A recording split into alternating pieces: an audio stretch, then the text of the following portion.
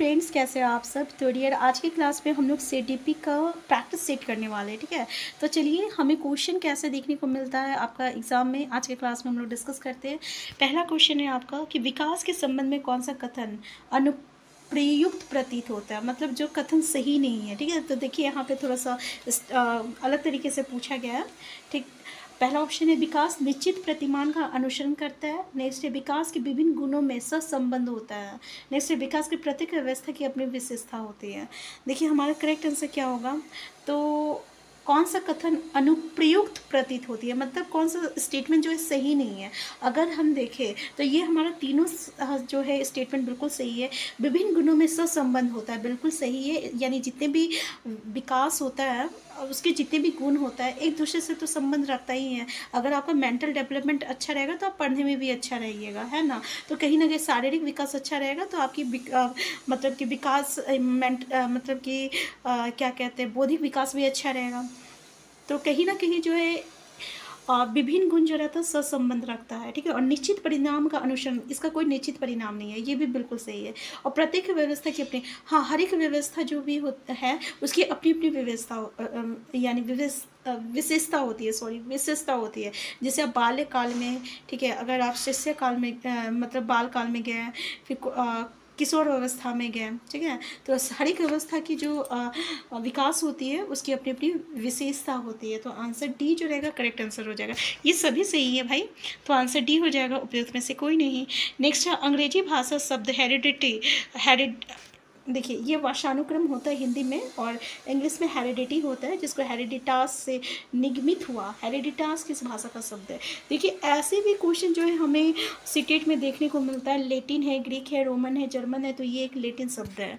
Next है दो पीढ़ियों को जोड़ने वाली श्रृंखला को हम वंशानुक्रम कहते हैं। हाँ भाई कहते हैं, सही है। किसका कथन है लेकिन ये जॉनसन का है, पीटरसन का है, या बैकन का है, या हॉलॉक का है।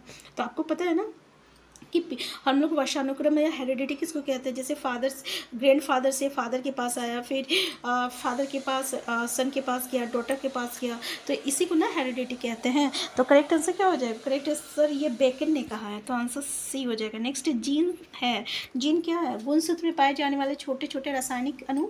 नेक्स्ट है श्वेत रक्त कण में पाए जाने वाले छोटे छोटे रासायनिक अणु, या हीमोग्लोबिन में पाए जाने वाले छोटे छोटे रासायनिक अणु, या अंडाणु में पाए जाने वाले छोटे छोटे रासायनिक अणु। आंसर क्या हो जाएगा हमारा, तो गुण सूत्र में जीन क्या होता है, जो हमारा गुण, मतलब जैसा बेटा है वैसा बाप, जैसा बाप है उसका गुण कहीं ना कहीं बेटा में चला जाता है। हम लोग कहते हैं ना कि बिल्कुल बाप पे गया, बिल्कुल माँ पे गया। ठीक है, जैसा बाप है वैसा बेटा है। तो ये गुण सूत्र में पाया जाता है, पाया जाने वाला जो छोटा छोटा रासायनिक अणु होता है उसको हम लोग जीन कहते हैं। नेक्स्ट क्वेश्चन है निम्नलिखित में से कौन सा कथन सत्य है। स्त्री में देखिए यहाँ पे क्वेश्चन आपको थोड़ा सा लग रहा होगा कि ये सीडीपी से हट के एक आध दो क्वेश्चन ऐसे मिल जाता है, ठीक है, लेकिन ये हमारा प्रीवियस ईयर क्वेश्चन है जो कि किसी एग्जाम में आ चुका है। ठीक है, उसी को हम लोग यहाँ पर डिस्कस कर रहे हैं, तो यहाँ पर कन्फ्यूज मत होइएगा। कभी कभी एक आध दो क्वेश्चन इस तरीके से भी पूछा जा सकता है। स्त्री में एक्स वाई, ये तो आपको सबको पता है कौन सा कथन। पुरुष में एक्स वाई, पुरुष में एक्स वाई, आपको पता है ना कि स्त्री में एक्स एक्स पाया जाता है और पुरुष में एक्स वाई पाया जाता है। ठीक है, तो पुरुष में वाई वाई नहीं पाया जाता, ये गलत है। नेक्स्ट है संतान के लिंग निर्धारण में मुख्य भूमिका किसका होता है। स्त्री निभाती है, पुरुष निभाता है। तो भाई इसका तो आंसर आपको तो पता ही होगा कि कौन निभाता है, कौन निभाता है। संतान के लिंग निर्धारण में मुख्य भूमिका जो होता है ये पुरुष निभाता है। कैसे निभाता है, क्योंकि स्त्री बेचारी के पास तो एक्स एक्स होता है, लेकिन पुरुष के पास तो एक्स वाई होता है। ठीक है, अब वाई एक्स के साथ फर्टिलाइज करता है या एक्स एक्स के साथ फर्टिलाइज करता है। अगर एक्स एक्स के साथ फर्टिलाइज करता है तो आपका फीमेल होगी, अगर एक्स वाई के साथ फर्टिलाइज कर गया तो फिर आपका मेल होगा। तो बाल विकास का संवैधानिक उचित व्यंग्यीकरण क्या है। शारीरिक तथा गतिक विकास, संज्ञानात्मक विकास, शैक्षणिक विकास या सामाजिक विकास। तो हमारा यहाँ पे करेक्ट आंसर क्या होगा, तो दूसरा है शारीरिक विकास, संज्ञानात्मक विकास, शैक्षणिक विकास, सामाजिक विकास या मनोवैज्ञानिक विकास। नेक्स्ट है शारीरिक एवं गतिक विकास, संज्ञानात्मक विकास, शैक्षणिक विकास, सामाजिक विकास या मनोवैज्ञानिक विकास। तो देखिए हमारा थर्ड जो रहेगा बिल्कुल करेक्ट आंसर हो जाएगा। शारीरिक एवं गतिक विकास होगा, फिर संज्ञानात्मक विकास होगा, फिर आपको शैक्षणिक विकास होगा, फिर सामाजिक विकास होगा, फिर मनोवैज्ञानिक विकास होगा। नेक्स्ट है प्राथमिक विद्यालय के बच्चों के उचित शारीरिक एवं गत्यात्मक विकास के लिए आप क्या सुझाव देंगे?